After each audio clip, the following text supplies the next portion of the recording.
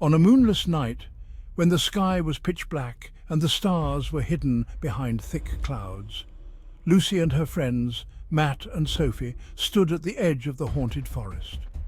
They had heard countless stories about this place, tales that sent shivers down their spines.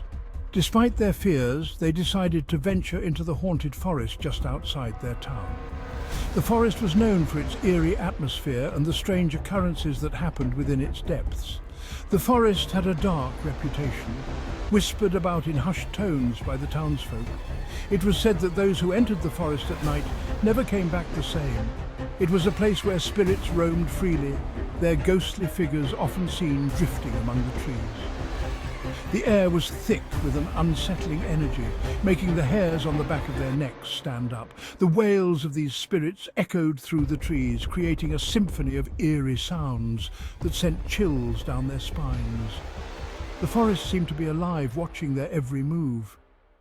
Lucy felt a knot of anxiety in her stomach as they took their first steps into the forest. She glanced at Matt and Sophie, who looked equally nervous but determined. They walked deeper into the forest, their footsteps barely audible on the soft, moss-covered ground. The deeper they went, the darker and more oppressive the atmosphere became. Strange shadows seemed to move among the trees, and Lucy couldn't shake the feeling that they were being watched. Every rustle of leaves and snap of a twig made her heart race. Suddenly they came across an old, abandoned cabin. It looked like it hadn't been touched in years, its windows broken and its door hanging off its hinges. The sight of it sent a fresh wave of fear through them. They hesitated at the entrance, unsure if they should go inside. The stories they had heard about the forest included tales of this very cabin, where people had disappeared without a trace. Summoning their courage, they decided to enter the cabin. The air inside was musty and cold, and the floorboards creaked under their weight.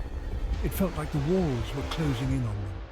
Inside, they found eerie objects scattered around, old, dusty furniture, broken mirrors, and strange symbols carved into the walls. It was as if the cabin was frozen in time, a relic of a dark past. They explored the cabin cautiously, their flashlights casting long, eerie shadows. Every corner seemed to hold a new mystery, and the sense of dread grew with each passing moment. Suddenly, a loud noise startled them. It sounded like something heavy had fallen, and they jumped in fear. Their hearts pounded as they tried to locate the source of the noise. In their search, they discovered a hidden door in the floor. It was partially covered by a rug, and it looked like it hadn't been opened in years. The sight of it filled them with both curiosity and dread. With trembling hands, they lifted the door, revealing a dark, narrow staircase leading down into the unknown. The air that wafted up from below was cold and damp, carrying with it the scent of decay. They descended the staircase slowly, their flashlights barely penetrating the darkness. Each step echoed ominously, and the sense of foreboding grew stronger with every step they took. At the bottom, they found themselves in an underground chamber. The walls were covered in strange markings, and the air was thick with an oppressive energy. It felt like they had stepped into another world. They looked around the chamber, their flashlights revealing more strange symbols and eerie objects. It was clear that this place held many secrets, and they were only beginning to uncover them. Suddenly, a gust of wind blew through the chamber, extinguishing their flashlights. They were plunged into darkness, and the air was filled with the sound of whispering voices. Panic set in as they fumbled to relight their flashlights.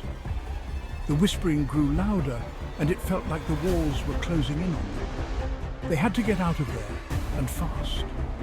They ran up the staircase, their hearts pounding in their chests. The sense of dread was overwhelming, and they could feel the presence of something sinister behind them. Bursting out of the cabin, they didn't stop running until they were back at the edge of the forest. They were breathless and shaken, but they had made it out alive. They looked back at the forest, its dark silhouette looming ominously against the night sky. They knew they would never forget this night, and the haunted forest would forever be etched in their memories.